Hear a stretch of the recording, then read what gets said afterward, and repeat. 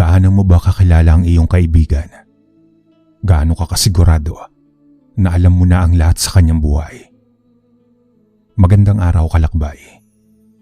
Lakas loob ko na ibahagi itong aking kwento sa inyong channel sapagkat kinulit ako ng aking apo na ibahagi ang aking karanasan sa inyo. Masugid kasi siyang tagapakinig sa inyong channel. Paminsan-minsan ay nakikinig rin ako sa inyo dahil sa kanya. At dahil doon ay naging isa na sa libangan ko ang makinig dito. Isa pa ay naengganyo rin ako na magpadala ng aking sariling karanasan upang ibahagi sa iba ring tagapakinig ang aral na aking natutunan. Itago niyo na lamang po ako sa pangalang Aseng. Ang lahat ng mga tauhan at pangyayari sa aking kwento ay iniba ko ng konti para sa kaligtasan ng kanilang pagkatao. Taong 1960, nakatira ko sa isang liblib na baryo sa Samar. Kasama ang aking ama at ina na isang magsasaka. Kasalukuyan akong nag-aaral ng kolehiyo at ginagawa ko ang lahat ng paraan para makapagtapos ng pag-aaral.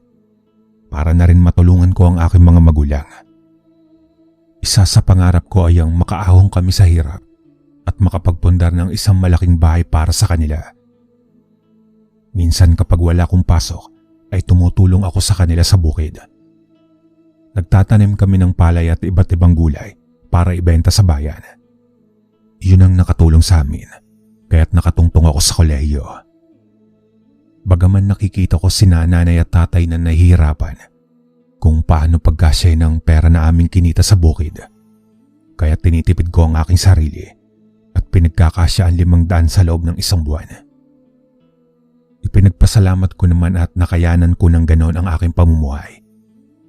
Saksi ako sa sakripisyo nila para sa akin. Maibigay lang ang edukasyon na aking hinahangad at isa rin pangarap nila. Bukod sa kanila ay may isa rin akong taong pinapahalagan. Iyon ay ang aking kaibigan na si Noel. Nakilala ko si Noel sa paaralan na aking pinapasukan noong ako ay sekundarya pa lamang. Naging magkaklase kami ng halos 4 na taon, kung kaya't mas lalo kaming napalapit sa isa't isa. Kaya naman noong kolehiyo kami ay pareho rin ang kurso na aming kinuha para magkasama ulit kami sa 4 na taong paghihirap sa eskwelahan. Napag-usapan din kasi namin noon na dapat ay magkasama kami sa hirap man o sa ginawa. Minsan nga ay nasabi ko sa kanya na hindi naman niya ako asawa para gawin iyon. Kaya binatukan niya na lamang ako noon at saka tumawa. Kilala na rin si Noel ng aking mga magulang dahil madalas ko siyang dalhin sa aming bahay. Kaya lang sa tagal namin magkaibigan, kahit ni isang beses ay hindi ako nakapunta sa kanilang bahay. Ni hindi ko rin alam kung saan siya nakatira. Hindi naman ako nagtatanong kay Noel dahil nirerespeto ko kung ano man ang kanyang desisyon. Ang mahalaga naman sa akin ay kilala ko siya kung sino siya at kung ano ang mga gusto niya at maging kung ano ang mga pangarap niya sa buhay. Isang umaga noon, habang abala kami sa pag-aani ng palay ni nanay at tatay sa aming bukid, makulimlim noon ang kalangitan at halos nagmamadali na kaming ubusin ang natitira pang palay. Sa aking pagbubuhat ng palay, ay bigla akong natigilan ng mahagip ng aking paningin ang isang pugad ng ibon. Nakita ko na nagliliwanag ang isa sa itlog nito na siya naman naging dahilan para ako ay masilaw. Ibinaba ko ang palay na nasa sako at saka tinungo ang pugad ng ibon at tinignan niyon. 5 maliliit na itlog ng ibon ang naroon sa kanyang pugad at ang isa roon ay nakakasilaw. Kinuha ko iyon ng walang pag-aalinlangan. Saka mabilis na isinilid sa aking bulsa na suot kong pantalon. Maya-maya ko na lamang iyon titignan kung ano ang dahilan ng pag-ilaw ng itlog. Tumayo na ako at saka binuhat ang sako ng palay. Tinakbo ko na ang daan papunta sa kamalig para doon ilagay ang pasang kong sako. Natigil ako sa pagbalik sa palayan nang makita ko si Noel na kumakaway mula sa hindi kalayuan. Sumigaw pa siya ng ilang ulit bago ko siya nakilala. Napangiti ako at sumigaw sa kanya pabalik. Inintay ko siyang makarating sa kinaroroonan ko at agad ko siyang binati. Tuwang-tuwa naman si Noel habang nakakamot sa kanyang ulo. Pasensya ka na Aseng. Bigla nang pagpunta ko rito sa inyo. Nasaktuhan ko pa na abala kayo rito sa bukid. Saad ni Noel habang nakatingin sa buong palayan na pagmamayari namin. Tinapik ko naman siya sa kanyang balikat. Nako, wala yon Noel. Sandali lang at kailangan kong bumalik doon. Dapat kasing maisulong namin ng mga palay bago bumuhos ang malakas na ulan. Tumango naman nun si Noel at ngumiti sa akin. Nagpumilit pa siyang tulungan kami, subalit hindi ako pumayag. Kaya't wala na siyang nagawa kundi ang hintayin kaming matapos sa kamalig.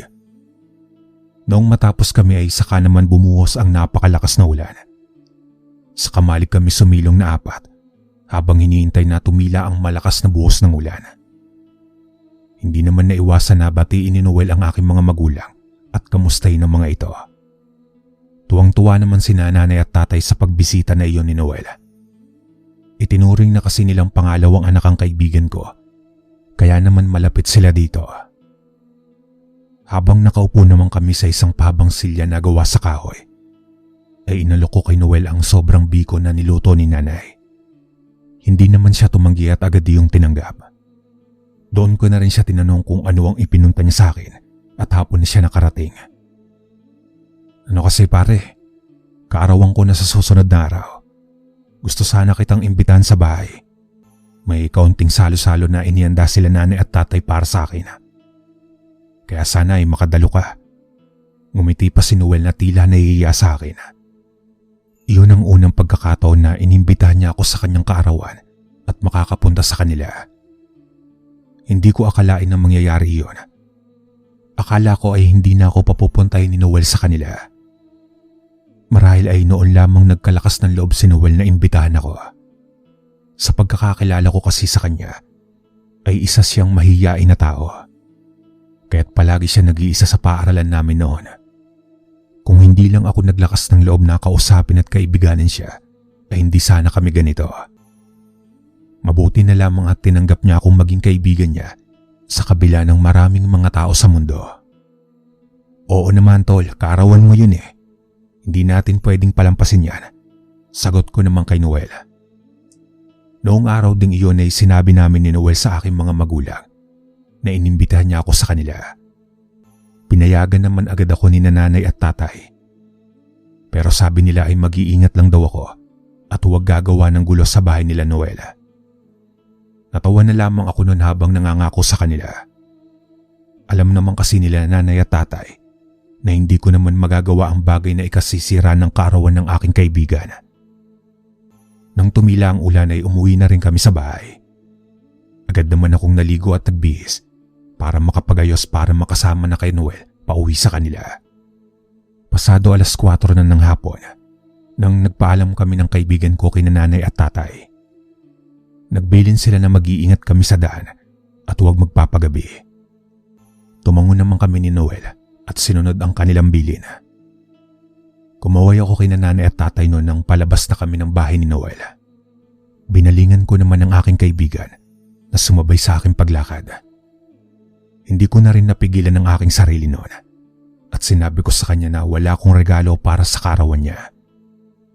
Paano ba yan tol? Hindi kasi ako handa eh, pasensya ka na talaga. Babawi na lang ako sa iyo sa susunod. Turan ko kay Noel sa kainakbayan. Nilakad namin ang daan na nasa gitna ng palayan. Napakalawak noon at kalahati ay pagmamayari namin. Sobrang saya ko dahil iyon ang naging puhunan ng paghihirap ni nanay at tatay. Tapos noon ay namulsa naman ako at nakapa ng aking kamay ang itlog na nakita ko kanina. Hindi na kasi ako nagpalit ng pantalon noon. Pinisil-pisil ko pa yung itlog hanggang maramdaman ko na matigas ito. Tapos ay ganun na lamang ang laking gulat ko nang hindi man lang iyon nabasag. Mamaya ko na lamang iyon titignan sa bahay nila Noel. Kung paanong nangyari na ang itlog ay bigla na lamang naging matigas tulad ng isang bato. Napatingin ako kay Noel nang tahimik siyang naglalakad sa aking tabi. Ang pagkakakilala ko kasi sa kanya ay isa siyang masayahin at madaldal kapag kami lang dalawa. Marami siyang mga pangarap sa buhay na siyang sinabi niya sa akin. Kaya naman nanibago ako ng sandaling iyon sa katahimikan na bumabalot sa kanya. Ramdam ko na may pinagdadaanan siya at may malalim na iniisip. Gusto ko man siyang tanungin, subalit nagdadalawang isip ako kung itutuloy ko ba o hindi. Hindi ko rin kasi alam kung paano sisimulan ang tanong na hindi siya masasaktan o mas lalo pang maging malungkot. Sa sandaling iyon, pinili ko na lamang ang manahimik at hinayaan si Noel mismo ang magsabi sa akin. Makalipas ang kalahating oras, ay nakarating na rin kami sa kalsada. Naghintay kami na may dumaan tricycle para magpahatid sa bayan. Noong nakasakay na kami ay sinabi ko sa nagmamaneho na sa bayan niya kami ibaba. Hanggang sa loob ng tricycle ay walang imik si Noel, kaya hindi ko na napigilan ng aking sarili na tanungin siya. Ano tol, ayos ka lang ba? Kanina ko pa kasi napapansin na sobrang tahimik mo.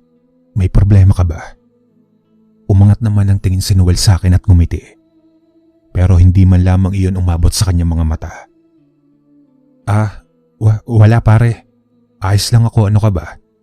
Inaantok lang ako, kulang kasi yung tulog ko kagabi.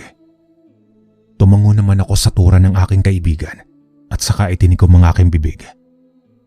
Hindi na rin ako nagtanong pa sapagkat alam ko na tinatapos na ni Noel ang usapan.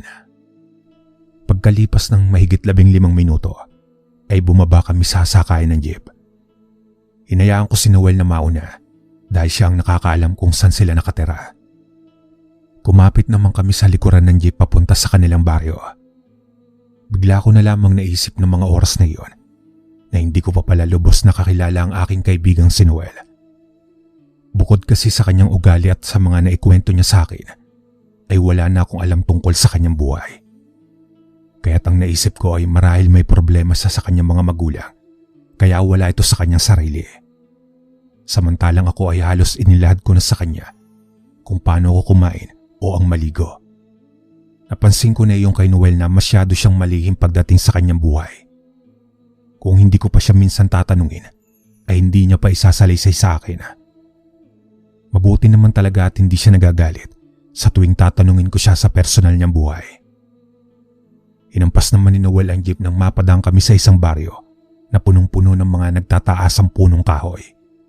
Tapos ay watak-watak ang mga bahay. Pagkababa namin ng jeep, ay napatingin ako sa aking orasan na dala-dala. Malapit nang mag-alas 6 noon, kaya nagmadali kami ni Noel na pasukin ng kagubatan. Tol, hindi ko akalain na malayo pala ang tinitirhan nyo. Ngayon ko lang nalaman na nakakapagod pala ang pagpunta mo sa paaralan natin. Wika ko kay Noel habang panay ang aking tingin sa buong paligid. Nilamon ako ng kakaibang kaba sa aking katawan ng sandaling iyon.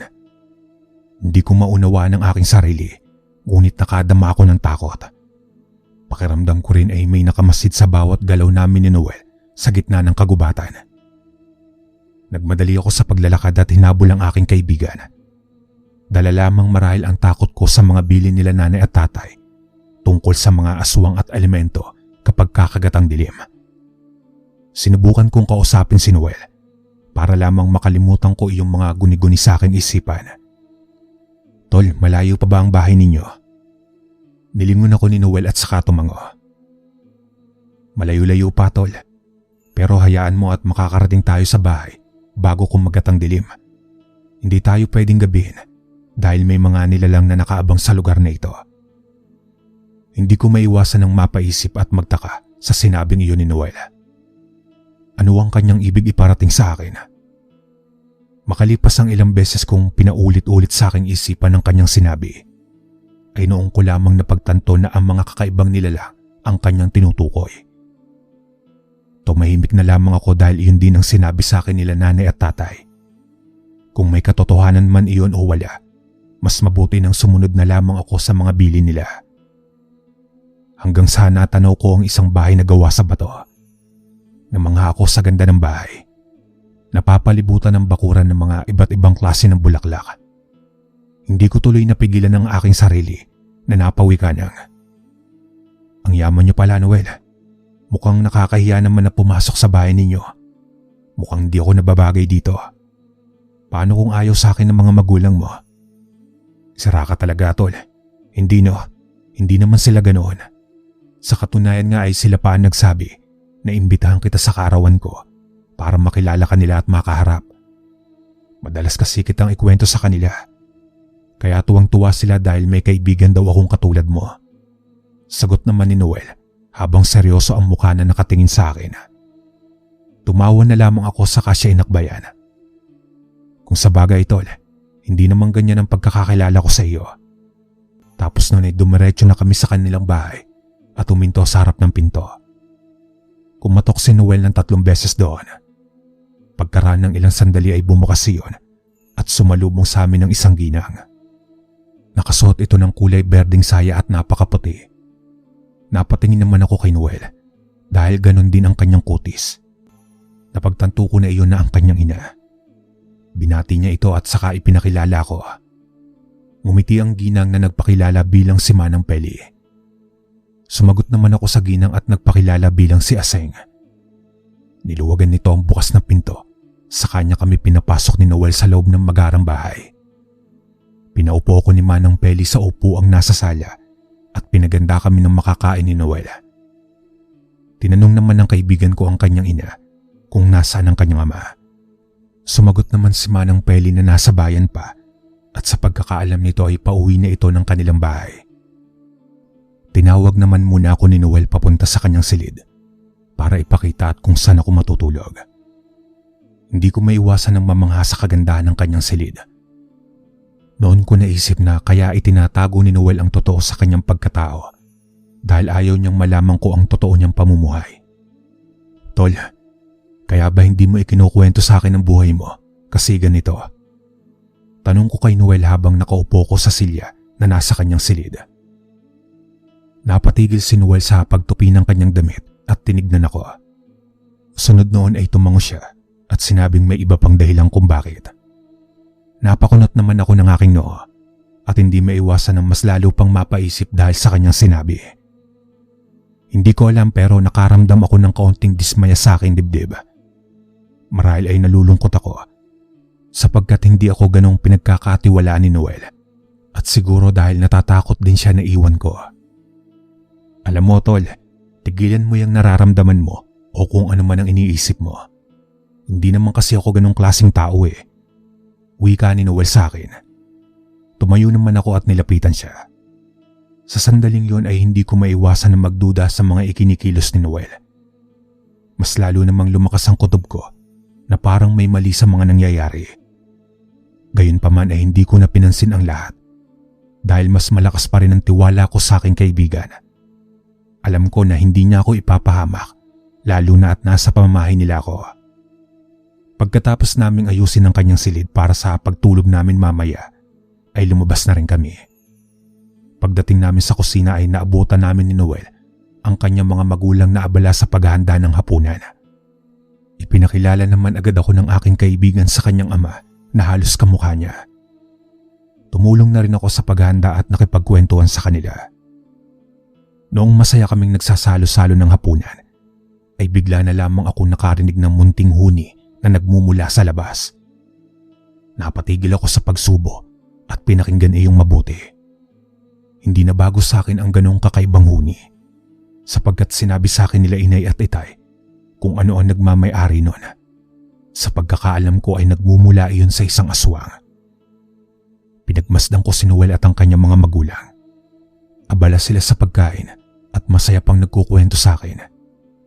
Mukhang hindi nila pansin ang nilalang na gumagala sa kadiliman ng gabi. Ipinagsawalang bahala ko rin ang bagay na iyon at nagpatuloy na lamang sa pagkain. Ayoko namang sirayan ang aming masayang hapunan dahil sa narinig ko. Isa pa ay hindi ako sigurado kung tama ang hinala ko na galing iyon sa mga aswang. Maya-maya pa ay nakarinig kami ng sunod-sunod na katok sa pinto. Napatigil kaming lahat sa pagkain at nagtinginan. Kitang-kita ko kung paano napalunok bigla si Noel habang nakatingin sa akin. Naramdaman ko naman ang pagtayo ni Mang Hector na siyang tatay ni Noel. Tinapik niya sa balikat si Noel at ang kanyang asawang si Manang Peli. Sinabi niya sa amin na roon lamang kami at huwag daw kaming lalabas. Binalot ng takot ang buong pagkatao ko habang pinakikiramdaman ng buong paligid. Pinagpapawisan ako ng malagkit kahit malamig naman sa bahay ni Noel. Tahimik kaming tatlo sa pagkainan at hindi na itunuloy ang pagkain sa aming hapunan. Mukhang nagmamatsyag din si Noel at ang kanyang nanay Peli. Dahil sa tahimik kaming tatlo at ang buong paligid, narinig ko ang dalawang boses na nag-uusap sa labas. Alam ko ang isang boses ay pagmamay-ari ni Mang Hector at ang isa ay maaaring sa panauhin. "Huwag kayong madamot, Hector. Alam namin na may bisita kayo. Amoy na amoy namin mula sa aming mga tahanan ang kanyang bango. Kaya't kung may pinaghahandaan kayong piging sa kaarawan ni Noel, huwag ninyo kaming kalilimutan na imbitahin. Paniguradong matutuwa ang buong baryo sa sariwang karne na ihahanda ninyo," sabi ng panauhin sa kausap ni Mang Hector. "Huwag niyong gagalawin ang kaibigan ng anak ko. Malinaw na natin pinag-usapan ito. Hindi niyo siya pwedeng biktimahin. Sana ay maunawaan niyo ang bagay na iyon," sagot naman ni Mang Hector na may diin ang bawat salitang binibitiwan. Nabigla naman ako nang hilahin ako ni Noel at ipinasok sa banyo. Naguguluhan ako sa nangyayari. Ilang beses ko siyang tinanong sa pabulong na paraan kung ano ang ibig sabihin ng pinag-uusapan ng kanyang ama at ng panauhin sa labas. Subalit hindi niya ako sinagot. Pinapatahimik niya lang ako at binilinan na huwag lalabas ng banyo. Ngunit binuksan ko ang pinto ng banyo at naabutan ko si Noel at ang kanyang ina na nag-uusap. Pinag-uusapan nila na kailangan nila akong protektahan at hindi ako maaaring mabiktima ng kapwa nilang mga aswang. Pakiramdam ko ay nayanig ang mundo ko sa aking narinig mula sa kanilang mag-ina. Noon ko lamang napagtanto at nalaman na nasa piling ako ng mga aswang at hindi ko matanggap sa aking sarili na ang kaibigan kong si Noel ay isang aswang. Hindi po ba at napag-usapan na ng mga kalahi natin na hindi nila gagalawin ang kaibigan ko? Nangako sila, inay. Nangako rin kayo sa akin na ibibigay niyo ang kaligayahan ko sa kaarawan ko bukas.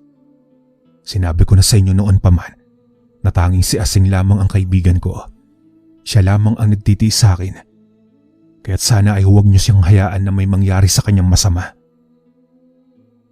Halos mabaliw ako ng mga oras na iyon matapos kong marinig ang mga sinabi ni Noel. Umiling-iling ako ng paulit-ulit at sinabunutan ang aking sarili. Natatakot ako para sa kaligtasan ko at nawalan ako ng tiwala sa aking kaibigan. Ngunit base sa mga narinig ko mula sa kanya ay hindi niya intensyon na may mangyari sa aking masama. Pero hindi na ako nakatiis at lumabas na ako ng banyo. Nilakasan ko ang aking loob na harapin sila. Gulat na gulat si Noel habang nakatingin sa akin at gayon din ang kanyang ina. Tinanong ko sila kung plinano nila na dalhin ako roon sa kanilang lugar para lamang ihain sa piging para sa kaarawan ni Noel. Sinagot naman ako ni Mang Peli na hindi ganon ang kanilang intensyon. Ang nais lamang daw nila ay ipagdiwang ang kaarawan ni Noel na kasama ako. Iyon daw ang maibibigay nilang kasiyahan sa kanilang anak. Isa pa, Asing, hindi kami masamang aswang gaya ng iniisip mo. Ibahin mo kami sa nakausap ni tatay sa labas. Sila ang mga uhaw sa sariwang karne. Sila ang bumibiktima. Kami ang mga magulang ko ang kinakain lamang ay karne ng hayop. Naging sagot naman ni Noel sa akin. Napatawan naman ako ng mga oras na iyon habang hindi makapaniwala. Gusto ko na lamang maging isang baliw sa pagkakataong iyon para man lamang matakasan ang katotohanan. Subalit hindi. Totoo ang lahat at nasa baryo ako ng mga aswang. Ngayon hindi na nila napigilan ang sarili nila. Paano ninyo maipapangako sa akin na makakauwi ako ng ligtas sa bahay? Paano, Noel? Hindi naman nakasagot si Noel sa tanong ko at napatingin lamang siya sa kanyang nanay Peli. Tapos noon ay ipinagpatuloy ko pa rin ang gusto kong sabihin sa kanya. Kaya pala nakakapagtaka na noon pa man ay sobrang lihim mo na pagdating sa buhay mo, Noel. Ni hindi mo ako pinapapunta sa inyo at palagi kang umiiwas kapag tatanungin kita tungkol sa mga magulang mo. Dahil yun pala ay isa kayong aswang. Pero bakit? Bakit ngayong alam ko na ang totoo, mas nangingibabaw pa rin ang pagmamahal ko sa iyo bilang kaibigan? Bakit mas matimbang pa rin ang pinagsamahan natin? Napahilamos ako sa aking muka at saka tinignan si Noel. Umiiyak na rin siya at tahimik lamang sa kanyang ina. Makaraan naman ng ilang sandali ay bumalik si Mang Hector sa may kusina. Sinabihan niya ang mag-ina na maganda para protektahan ako. Hindi niya raw napigilan ng ibang lahi na salakayin ako ng gabing yon.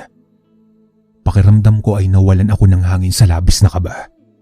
Wala na rin akong maisip nun na ibang paraan, kundi ang kunin ng isang kutsilyo na naroon sa kusina. Kung ano man po ang mangyari sa akin ngayon, kayo na po ang bahala. Basta lalaban ako sa kanila. Taimtim ako nagdasal ng mga oras na iyon.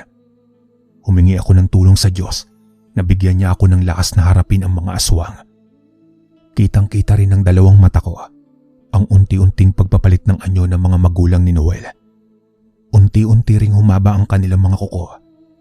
Naging kulay pula ang kanilang mga mata. Naging matulis ang kanilang mga tenga at ang kanilang mga ngipin ay naging matatalas. Nilapitan naman ako ni Noel at sinabing huwag akong mag-alala dahil hindi ako gagalawin ng kanyang mga magulang. Pinakatitigan ko siya noon at tinanong kung maging siya ay magpapalit ba ng anyo at ang sagot niya ay, hindi ko pa tinatanggap ang pagkaaswang asing, kaya't hindi pa ako aswang. Kapag ililipat sa akin ni nanay at tatay ang itim na bertud, doon ako magiging aswang. Kaya magtiwala ka sa akin. Napabuntong hininga naman ako at tumango. Wala na rin akong ibang mapagkakatiwalaan kundi si Noel at ang kanyang mga magulang. Isa pa ay nakikita ko naman na seryoso sila at handa akong protektahan anumang oras. Narinig namin ang sunod-sunod na kalabog sa bubungan at ang malalakas na kaluskos sa buong dingding ng bahay. Malakas na alulong ang pinakawalan ng mga aswang sa labas at waring nagpapahiwatig na masayang-masaya sila. Bumaling naman sa akin ang mga magulang ni Noel na hindi ko matignan na maayos. Sinabi nila sa amin na magtago kami at sila na ang bahalang humarap sa mga kalahi nila. Sinunod naman ni Noel ang kanilang mga sinabi. Dinala ko ni Noel sa kanyang silid at isinarado iyon. Gusto kong lumaban para lupigin ang mga masasamang aswang. Subalit alam ko sa aking sarili na hindi ko sila kaya. Sa dami ng mga ito ay hindi namin kakayanin. Napatingin naman ako kay Noel nang makitang kinakabahan siya. Alam ko na nag-aalala siya para sa kanyang mga magulang. Kitang-kita ko ang pagsisisi sa kanyang kilos. Umikit ako at taimtim na nanalangin sa Diyos. Nanalangin ako na bigyan niya ako ng lakas para lampasan ang gabing yon. Nang sa ganon ay maging ligtas ako pauwi sa amin at nang malabanan namin ang mga aswang. Paglipas ng ilang sandali bigla na lamang akong nakaramdam ng init sa aking bulsa. Kinapa ko iyon at nalaman ko na nagmumula sa itlog na nakita ko kanina ang init. Inilabas ko ang itlog mula sa aking bulsa at tinitigan iyon. Napasingap ako nang umilaw iyon ng kulay luntian. Pinagkalooban ka ng kalikasan ng isang mutya asing. Pinili ka nila bilang isang antingero. Nagsalubong ang kilay ko sa sinabing iyon ni Noel. Ano ang ibig mong sabihin, tol? Narinig ko noon pa man ang tungkol sa mga mutya na iyan. Yan ang isa sa kinatatakutan ng mga aswang. Lalo pa kapag hawak na ito ng isang antingero na pinili ng kalikasan at pinagkalooban ng mutya. Tugon ni Noel sa akin. Narinig nila ang nais ng iyong damdamin. Kaya't pinagkalooban ka nila ng mutya. May laban na tayo sa mga aswang asing. Matatalo mo na ang mga masasamang aswang. Kaya tulungan mo ko, tol. Hindi pwedeng mamatay ang mga magulang ko. Dagdag ni Noel habang kitang-kita ko sa kanyang mga mata ang puno ng pag-asa. Samantala ay nakangangalamang ako ng mga oras na iyon at hindi alam kung ano ang isasagot ko o gagawin. Hindi ko kayang isipin ang lahat ng mga mangyayari. Tinignan ko ang bato na kulay luntian at para bang may enerhiya na humihila sa akin para kunin iyon. Nakita ko lamang ito kanina sa palayan, tol. Nakakasilaw kasi kaya kinuha ko. Akala ko ay diamante. Hindi ko akalain na isa itong mutya. Tugon ko kay Noel. Pero ganun na lamang ang paglanghap ko sa hangin. Nang maramdaman ko na parang may sumanib sa akin na kakaibang lakas. Maski ako ng mga oras na iyon, ay hindi ko rin maintindihan ang aking sarili. Para bang may kusang pag-iisip ang katawan ko at hindi ko na ito kontrolado. Naramdaman ko ang lakas ng batong kulay luntian. Inilagay ko iyon sa bulsa ng aking pantalon.